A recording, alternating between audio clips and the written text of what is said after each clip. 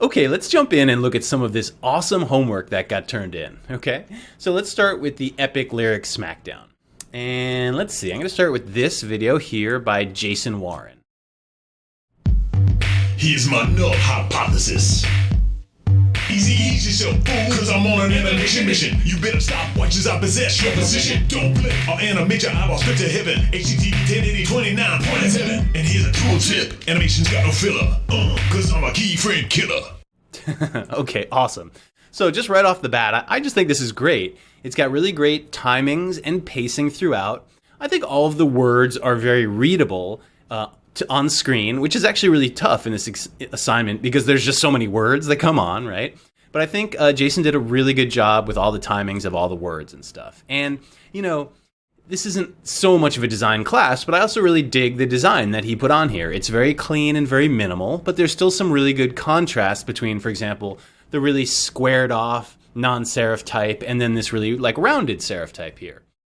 Just because I happened to stop on this frame, I mentioned this to Jason in the the homework locker critique, but I think this green is a little bit too low contrast on this sort of cyan background here or whatever. I think just be a little bit easier to read, all right? But I think, everything here is really nice. And one thing that I think is really great is that Jason is constantly, changing up the look and the animation and what's happening on screen. And that kind of allows the viewer not to get fatigued. Like if it's the same thing that's happening all the time, after a couple of examples of it, you just start kind of like tuning out of it. But he never gives you the opportunity to start tuning out because he keeps changing it up each time. And things like this here has got great like size contrast on screen, like only putting one letter on at a time, but making it really big. I think this is a really good choice, right?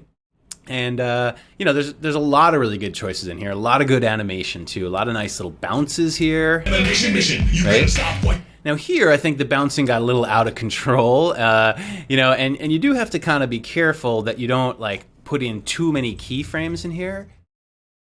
And there's something, I think it's, okay, so when this bounces, this kind of, like, bounces down and then bounces back up here, and then this hits it, and moves it up again and down again. But I think what happens is it's rather sudden here. There's just like a few frames for this action, and I think it kind of like crowds the frame with all of a sudden with action going on. Let's look at that again. I'm going to turn down the audio there. Yeah, as you see that, it's just like a little bit hard to see because there's just like a little bit too much motion here, even in this side to side. I think if you're going to have something this big, like position, kind of come in here, and bounce, I think the bounces need to be pretty minimal because it's so big on screen that like the more that it moves, it kind of like dazzles our eye a little bit here, right? So let's look at 1, 2. So it comes in and overshoots 1, 2, and then it bounces back quite a bit, like maybe even more than it overshot in the first place. I don't know, this distance here, and I feel like the bounce back should be smaller, not like all the way this far back. It should probably come to like about here maybe, so it was like getting smaller each time, right? Like it kind of does it eventually, but I feel like that second bounce back is really big, and that's kind of maybe why this gets a little dazzling. Yeah, that is it, right? It's when it snaps back on that second one right here. It just goes too far. If you watch this now, tell me if you can see this. Yeah, it just like whips back too far, and then I think if that just moved over a little bit, it would be a lot stronger, right? So it's just one thing to always think about with large things on screen is, the action of all those things seem a lot bigger because they're like close to us or whatever, or they seem to be. So you have to kind of maybe tone them down a little bit. Anyway, I think this is a really tremendous job. The one other thing that I noticed that I looked at the project for is this moment here. Now, what Jason did was he had like a background layer of the whole sentence in this black color or this dark gray, whatever it is. And then he broke it down into individual letters so he could change the colors and have them come in on top, which is a really great idea. The only problem is when you do that, I think you need to maybe use a mask or something to drop out the words that you're covering up on this black layer, because you could see here, maybe it's hard for you to see, but I could see it here, that there's kind of a black outline around all of these letters here, and that it's so irritating. But even though it's the exact same size and it's right on top of it, you'll always see that little edge, which irritates the heck out of me, but it's there. So I think you could have either animated the original layer to just change colors, or you should have masked out the dark type layer underneath to get this a little bit better. Right on. Great job. Let's move on to the next one. And that is by Jared Chambers. And this one's really cool. He used a lot of angles. And his kind of thought here was to use a red kind of bar or cursor kind of a thing to drive some of the animation and to keep a consistency in here, which I thought was a really clever idea. So let's check out what he did. Here's my null hypothesis. Easy yourself, fool, cause I'm on an animation mission. You better stop, watch as I possess your position. Don't blink, I'll animate your eyeballs straight to heaven. HDTV 1080 29.7. And here's a tool tip, animation's got no filler. Cause I'm a keyframe killer. I know that song like by heart now. Anyway, okay, so this is totally awesome. I'm gonna turn down the volume here. This is awesome. It's also got a lot of variety, and it never dies on screen, which is so important and so critical if you guys are already at that point already. So here's the diagonal move, and I think these timings look pretty good. I think, he should have put this bar over the top of the letters so that it didn't, the letters didn't cross over them, but no big deal. And I really like this move here, that it just keeps moving to the side. This, goes on a lot longer than I thought it would. And I really like it. It's got a good speed, and it uses up a bunch of that pause in there very cleverly. And I kind of like even the progression that we see these keyframes get bigger and bigger as we go, right? That's really fun. And then it kind of pulls this blue in as well, which is nice. So I think that's a really good moment and movement. Here, I know this, I'm pretty sure this is on purpose, but I don't totally get this drifting up action that happens here. I find, and this is just true in general about type on screen, that it has to stop moving for the viewer to feel really comfortable reading it. I know this seems a little counterintuitive, maybe, but if you have type that comes on screen and then it's even just slowly drifting, it's like the audience is waiting for it to stop before they decide that they're going to read it. I swear, it's kind of weird, but when type is drifting, it just makes it less legible for some reason. So I think what you want to do in almost all cases is kind of have it come on and then at least clearly stop for a good pause while we're kind of reading it. And then it can keep moving or drifting or whatever. But I think it just needs to kind of stop and settle. And this doesn't quite ever settle. And so it makes me less likely to read this word. And, I got to say, I love the design in here and that he used this kind of graffiti font. I think it's totally awesome and relevant, obviously, to the song. But this is also a little bit hard to read. And so I don't think it's, helping it by having it drift, okay? So I just wanted to mention that. I think everything else in here is really great, and I think this is really cool. I looked at this project, and Jared used a pre-comp here to build this stopwatch, so I was really proud of him that he then put into his composition. So I thought that was great, and this was a really great way of turning the stopwatch into the O and kind of animating it even one step further. I thought this was really clever. So yeah, really great job here. And these diagonal animations are hard to do. It's very hard to animate things diagonally because you have the horizontal and the vertical, and you can move them perfectly horizontally or vertical. But to line things up so that they're all moving along the same diagonal is definitely a little bit tricky. So kudos. And I like how you worked in these elements from the other assignment and kind of made it work. So I thought this was really great job. So thank you. And let's look at John. Now I wanted to call him Gagan, which is apparently the traditional pronunciation, but I think he said on Facebook it was Gahagan. So John Gahagan. Hope I'm getting that right this time, John. Here's my null hypothesis. Easy yourself, fool, cause I'm on an animation mission. You better stop, watch as I possess your position. Don't blink, I'll animate your eyeballs straight to heaven. HDTV 1080 29.7. And here's a tool tip, animation's got no filler. Cause I'm a keyframe killer. All right, I love this image of Joey at the end. He looks supremely disturbing and gangsta-like, so that's pretty awesome. So this is a really great job. I think I really like the minimal and clean approach that you have here, both to the design and to the animation. And, I just want to point out a couple things that I think is really clever here, like this. So here, just this first reveal. Here's my note. In any case, what I think is really fun about this is if you had to have the word here's and my come all the way up from the bottom or all the way over from the side, it would take a lot more time and And or if you didn't have the time, it would just move really quickly, right? So either you're going to have the time to animate it fully on screen and have it look good, or you're going to have to kind of sacrifice some of the timings. But here, instead, he has it just move up from like over here, but he's blocking it so we don't see it. And so what that effectively does means that John can use a slower animation pace within the same amount of time to create a more fluid animation, because this doesn't just like whip on. It's able to take its time because it's only moving from like here to here, right? So it's covering less pixels, and so he can have it look like it's happening slower. You see what I'm saying? So I think that's really clever, rather than having everything always come in from like all the way from the bottom or the sides or whatever. So like that. Here's my null hypothesis. Right? Same with hypothesis. Easy, easy, so fool, 'cause I'm Now here, like, he's got a little bit more time, so because there's a little bit of a break. easy, easy, so fool, 'cause I'm on. So he puts more of a longer pause there, right? And he has Easy Ease Yourself come in from off screen because he has the time to do that, right? Now, I kind of wish maybe this would be a great place for a little bit of an anticipation if like null moved over this way first and then that way, and then hypothesis like a few frames later moved that way and then that way, and it kind of like pulled everything else on.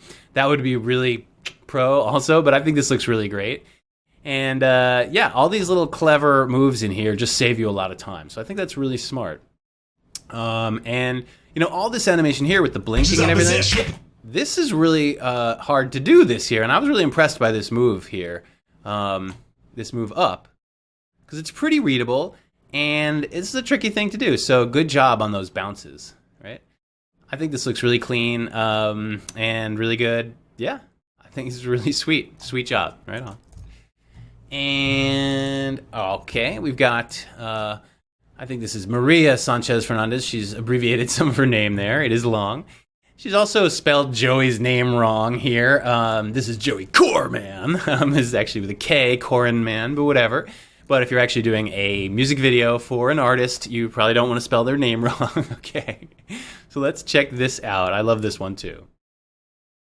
Little title there. Here's my null hypothesis. Easy, easy, so fool, 'cause I'm on an animation mission. You better stop watch as I possess your position. Don't blink or animate your eyeballs straight to heaven. HDTV 1080 29.7. And here's a cool tip. Animation's got no filler. 'Cause I'm a keyframe killer. All right, so this is great. And it just never stops moving.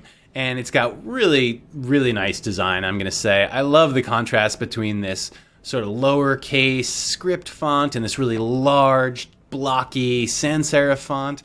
Really good, and all these, like, you know, the spray paint elements and everything, it's just all really working together. I love this bright color palette too. It makes it really like optimistic and fun for me, right? And I think all the types are very readable.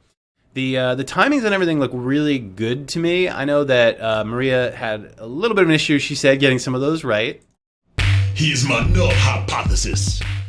But I think all these... Easy, easy, so fool, 'cause I'm on an animation mission. You better stop watch as I possess your position. Don't blink or animate your eyeballs straight to heaven. HDTV 1080 29.7. And here's a cool tip. Animation's got no filler.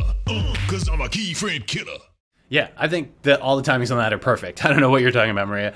I think you did a great job there. You know, I just think this moves really well. I love this part here. I think a bunch of people commented on this in the Facebook group, but I thought this was really clever. And I'm pretty sure you must have made this with some pre-comps or something. So good job to you there. And yeah, I mean, I think, you know, if you're feeling like the timings aren't right, it's just because the timings are so fast in this song and there's so many words that it's kind of hard to feel like you've gotten it just right. I will say in general that getting the timings exactly right is important, but the most important thing is legibility. So that even if, just for say, for example, this happened to some of you in your homework, that like you put a word in and it was just the right timings, but it didn't have enough time to be read on screen, okay? And this happens all the time. I would always opt to push it earlier, even if it messes up the timings a little bit of the words, because legibility and the viewer's ability to read it is the most important thing here. And this just goes for like putting type on screen in general, not necessarily for a lyric video, but even if you're just matching type to a voiceover or something, I would say, when in doubt, always bring the type on a little bit earlier rather than later, because it just makes it easier for people to read. Okay, so that's just a little tip from me. And Maria, this looks fantastic. Thank you so much. And Let's look at a couple more of these and then we will move on. So, okay, this is from... Here's my null hypothesis. Sorry, this is from Simon Tan. Here's my null hypothesis. Ease yourself, fool, cause I'm on an animation mission. You better stop, watch as I possess your position. Don't blink, I'll animate your eyeballs straight to heaven. HTTP 1080 29.7. And here's a tool tip, animation's got no filler. Cause I'm a keyframe killer. Really nice job here. There's so many like nice little details going on in here that I think are great. Like even just this one little thing where like you're just like over a couple of frames, you have the word Mations, or the half of the word Mations get like a little bit thicker here, right before it goes out.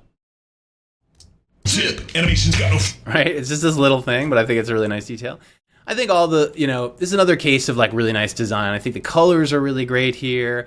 Everything's working together. I think these font choices are totally awesome and interesting together.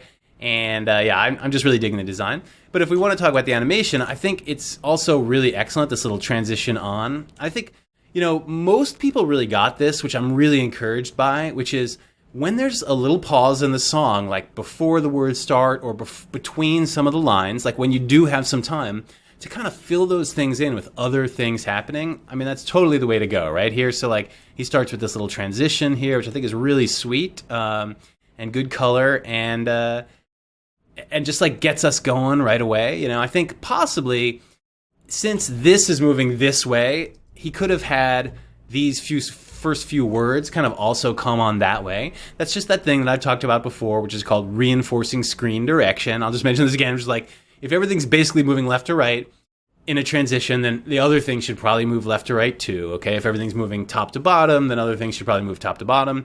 If everything's just, say, like scaling out, then things should move like from the center of screen to the outside of screen, right? So I just think this looks really great. I like everything about it. I like this little turn here. This is a very like classic kinetic type turn. Not easy to do. I assume that he used a null object here, otherwise that would be really tough. And we will talk about nulls soon if you don't know what that is. Yeah, everything's just really good in here. Great variety and good job. So thank you very much. And last one I want to talk about is from our friend Steve Thorough. I think I said Thorough last time, but I think he corrected me. It's Thorough. Oh, did I get that right? Okay, cool. Here's my null hypothesis. Ease yourself, fool, cause I'm on an animation mission. You better stop, watch as I possess your position. Don't blink, I'll animate your eyeballs straight to heaven. HTTP 1080 29.7. And here's a tool tip, animation's got no filler. Cause I'm a keyframe killer. Okay, great job, man. This really feels like a complete like little piece. I really like that about it. I mean, there's a lot I like about it, but this is definitely the freshest moment in the whole thing. I think this is so cool. The way that it builds on. And like I could tell just by looking at that you used a bunch of hold keyframes. And like I gotta say, I am such a sucker for hold keyframe animations. For some reason, I love the way that looks, and especially when you're combining it with really fluid things like what you're doing here. So great job in this. I thought this was really tremendous. Thank you, Steve.